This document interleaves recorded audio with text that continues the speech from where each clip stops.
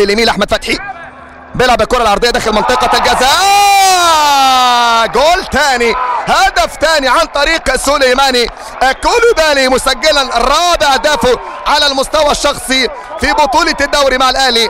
له 3 اهداف، هدفين في مرمى الداخليه وهدف في مرمى بتروجيت، ولم لم لم لم ياخذ فتره طويله لكي ينصهر ولكي ينسجم.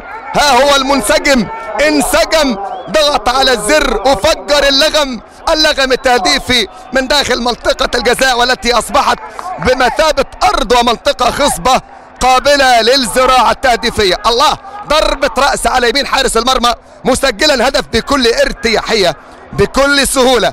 ها هي حركاتك، ها هي لدغاتك يا صاحب ال 22 سنة سليماني كولوبالي، من عرضية فتحي في اليمين، تواجد أقصى اليسار لمنطقة الجزاء، وبكل سهولة يضع كرة برأسية على يمين حارس المرمى اللي وقف